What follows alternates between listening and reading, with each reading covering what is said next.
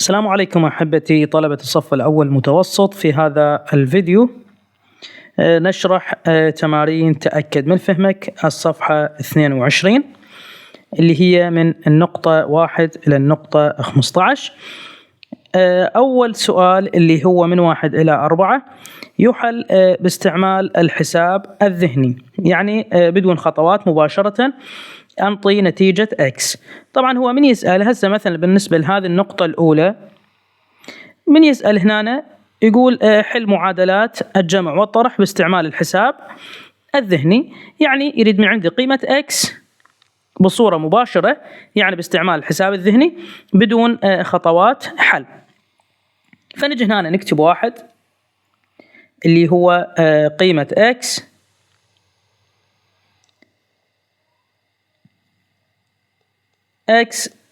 زائد 4 تساوي 56. فهنا نسأل أنفسنا ونقول ما العدد الذي لو وضعته بمكان X أصبح الناتج 56. مثل هنا أخلي عدد وأجي أجمع وياه الأربعة يطلع الناتج 56.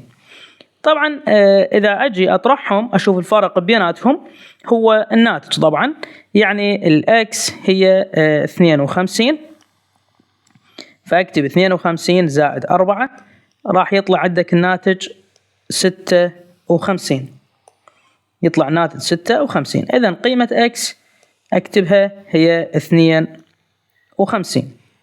من يسأل جد الحل أو جد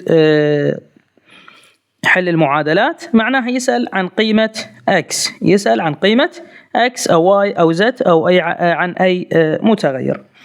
بعد هنا نجي للنقطة 2. النقطة 2 هي Y ناقص 13 تساوي 36. هنا Y ناقص 13 معناها عدد أطرح منه 13 ينطيني 36. فأني العدد اللي أطرح منه ما أعرفه، فأريد أعرفه شو أسوي؟ أجمع هذه الأعداد راح يطلع لي العدد اللي هو بالبداية. يعني هنا أنا أقول 13 ويا 36 تكون 49. 49 ناقص 13 راح تكون 36. إذن قيمة Y إيش تساوي؟ تساوي 49. إذا أجي أعوض هذا القيمة اللي هي 49 بمكان Y راح يكون الناتج 49 ناقص 13 ينطيني 36. النقطة اللي بعدها اللي هي 3 هي Z أو 77 ناقص قيمة Z يساوي 13. هنا عدد أطرحه من 77 يبقى من عندها من 77 فقط 13. فأجي راح يكون هذا العدد طبعا هو الفرق بين 13 وال77 اللي هو نقول 77 ناقص 64، طبعا راح يساوي 13. أجي مثلا إذا أجمع 13 ويا 64 راح ينطيني ايش قد؟ راح ينطيني 77. أو شنو أسوي؟ أقول 77 ناقص 13 أيضا راح تبقى 64. فهذا حل النقطة الثالثة. بعدها النقطة اللي هي نقطة 4. نقطة 4 هي 61 زائد X ينطيني 19. هنا تقول شلون أعداد موجبة أجمعهم يطلع لي 19. 61 إذا أجمع ويا عدد لازم القيمة هنا تكون أكبر، هاي القيمة هنا اللي هي 19 لازم تكون أكبر من 61. هذا معناها العدد اللي أجمعه هنا ويا الإكس أو الإكس ويا 61 اللي يصير مكان قيمة X هو عبارة عن عدد سالب. فأجي شنو؟ أشوف الفرق بين 61 وال19 وأسوي له إشارة سالبة. يعني مثلا هنا خلينا نحله 61 ناقص 19. 1 ناقص 9 ما يصير، تصير 11 وهاي تبقى 5. ف11 ناقص 9 تكون 2. 5 ناقص 1 تكون 4. هذا المقدار أضيف له قيمة سالبة. يعني شلون يصير الحل؟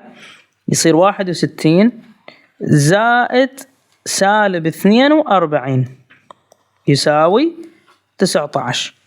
هسه إذا أجي أتأكد إشارات مختلفة، واحد موجب، هنا هاي الإشارة موجبة وهذا هنا سالب، إشارة الأكبر هذه الموجبة، ونطرح 61 ناقص 42 لأن إشارة الأكبر ونطرح راح يطلع عندك موجب 19. هذا بالنسبة لحل النقاط من 1 إلى 4. نجي للنقاط الأخرى. خلينا نمسح هنا.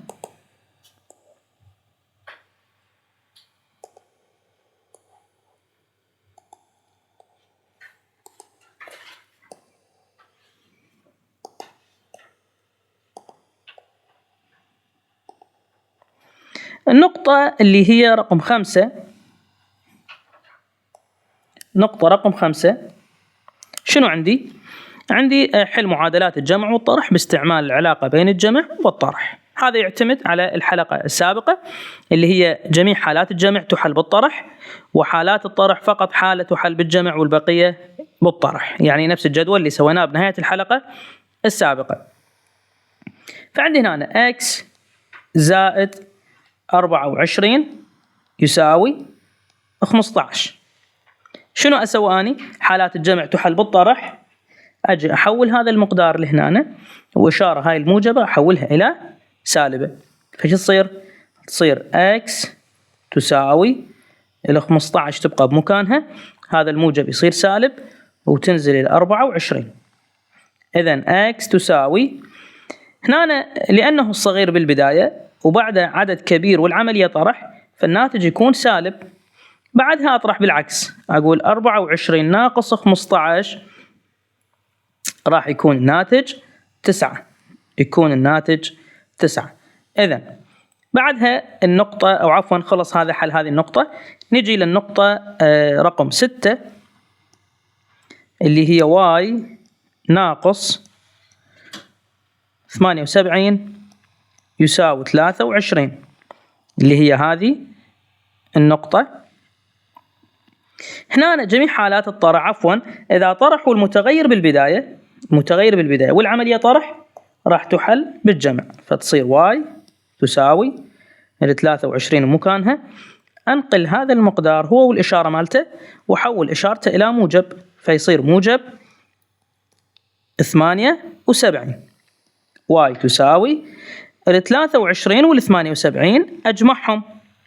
هنا عندي 7 ويا 2 9، معناها 90.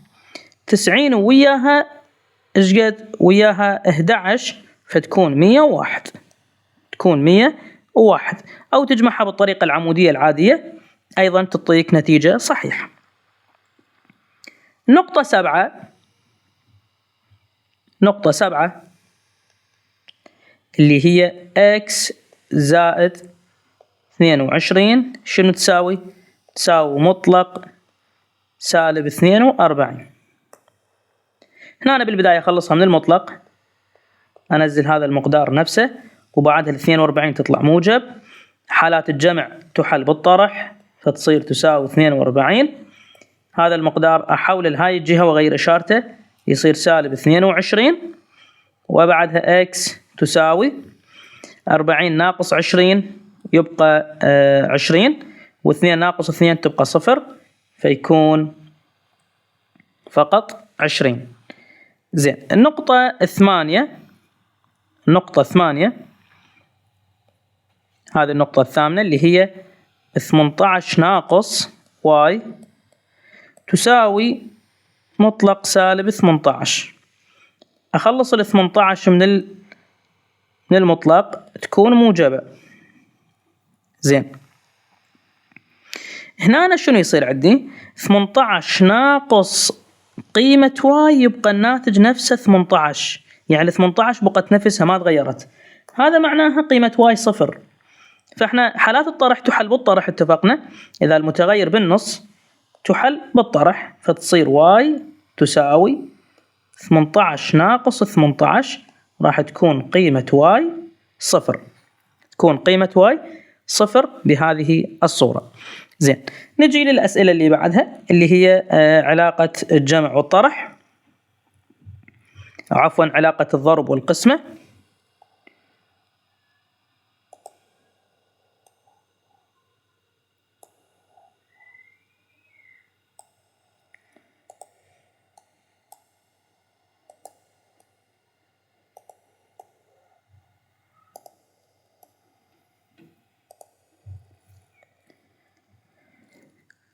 من النقطة 9 إلى النقطة 14 هي حل معادلات الضرب والقسمة باستعمال العلاقة بين الضرب والقسمة.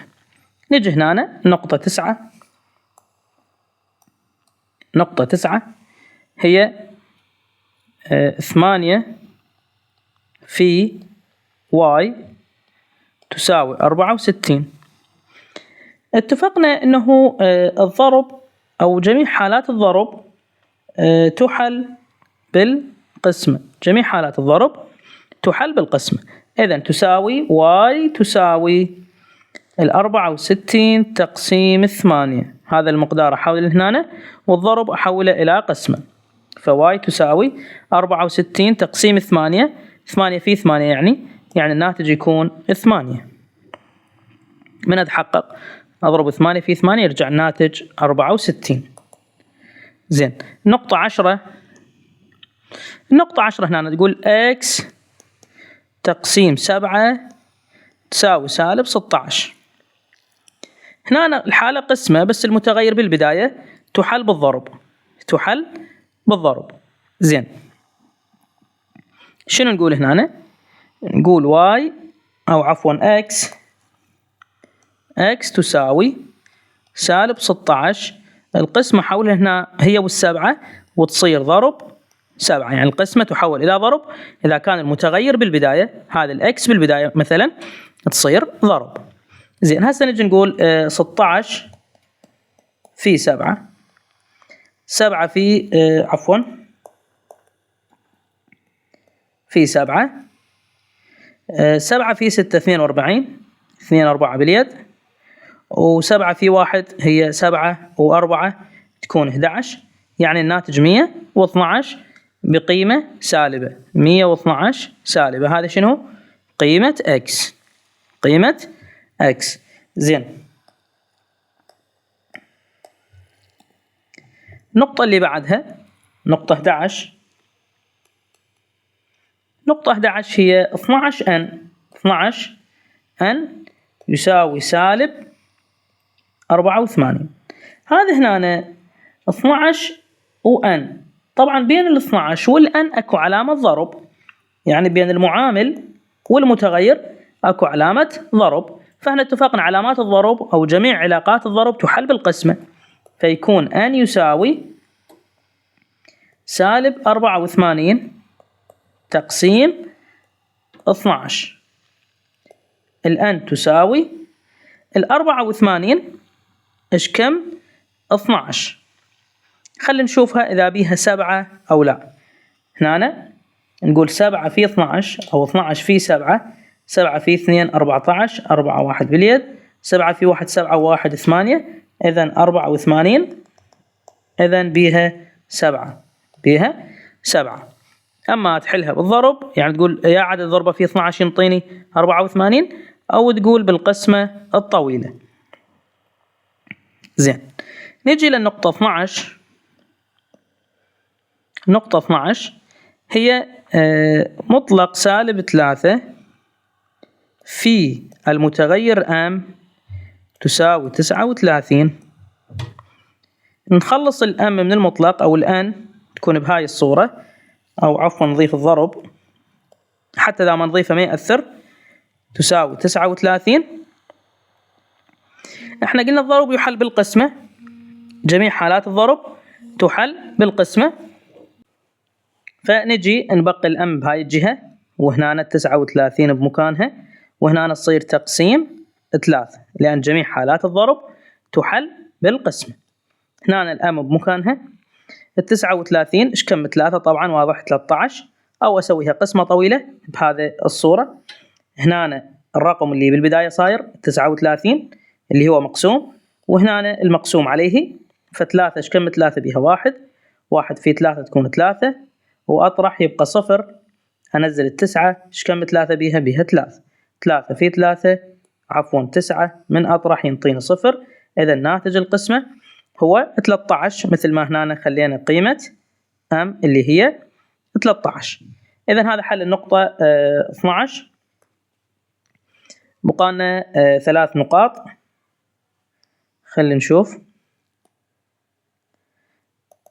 هنا خلينا نكتب نقطة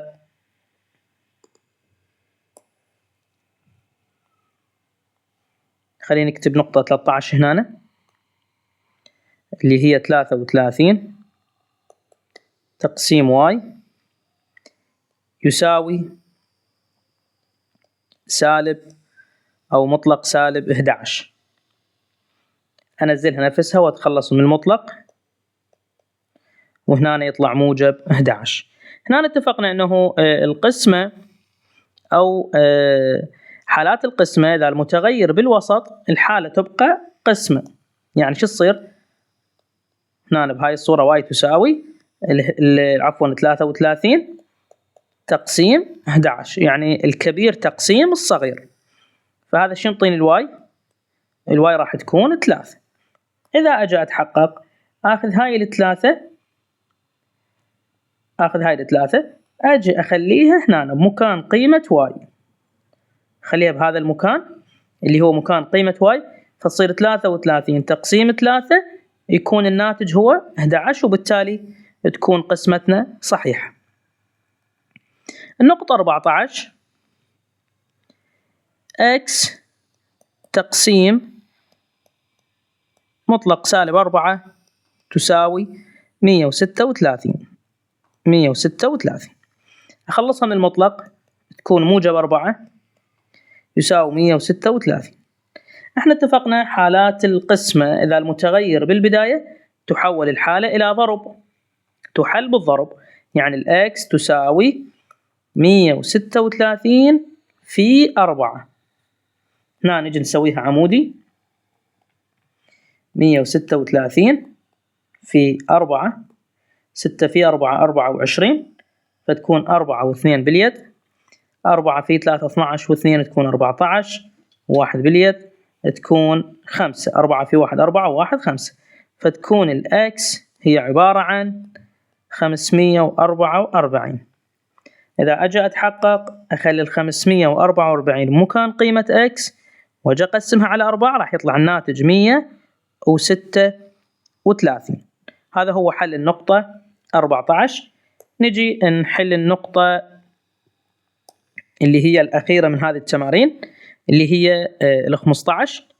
طبعا هنا لازم نفهمها بالبداية. هنا أنا أقول الفرق بين درجات الحرارة على سطح القمر بين جبهته المواجهة للشمس والجهة الأخرى، جهته عفوا المواجهة للشمس، والجهة الأخرى هو 295 درجة سيليزية. ما مقدار درجة الحرارة في الجهة الأخرى؟ إذا كانت درجة الحرارة في جهته المواجهة للشمس أو المقابلة للشمس هي 107. زين، هو الفرق بيناتهم يعني من أطرحهم يطلع الناتج 295. الجهة المقابلة للشمس هي 107، إذا ما الجهة الأخرى؟ فش أقول أني الفرق بيناتهم؟ يعني أقول 107 إذا أطرح منها الجهة المقابلة المقابلة أو الجهة الأخرى عفوا، هاي المقابلة للشمس اللي هي 107، الجهة الأخرى ما نعرفها، مثلا أرمز لها بالرمز X أو أفرضها فرضية أنه هي X، راح يساوي الفرق بيناتهم 295. زين، هاي طرح والمتغير بالبداية صاير، إذا الحالة تبقى طرح، فيصير X تساوي 295 ناقص 107 ناقص 107. أجي أسويها عمودي، 295 ناقص 107 شوف شنو أحصل. 5 هاي يصير 15 ناقص 7 تكون 8، هذه تبقى 8 ناقص 0 تبقى 8 نفسها، و2 ناقص 1 يبقى 1. إذا قيمة x هي 188 درجة سيليزية. هذا شنو معناه؟ معناه هذه درجة الحرارة للجهة الأخرى. 107 المواجهة للشمس، وهذه 188 هي الجهة الأخرى. الفرق بيناتهم شنو؟ الفرق هو 188. هذا هو حل هذه التمارين. تأكد من فهمك من 1 إلى 15. الحلقة القادمة أو الفيديو القادم سيكون لحل تمارين تدرب وحل التمرينات والمسائل الحياتية. السلام عليكم ورحمة الله وبركاته.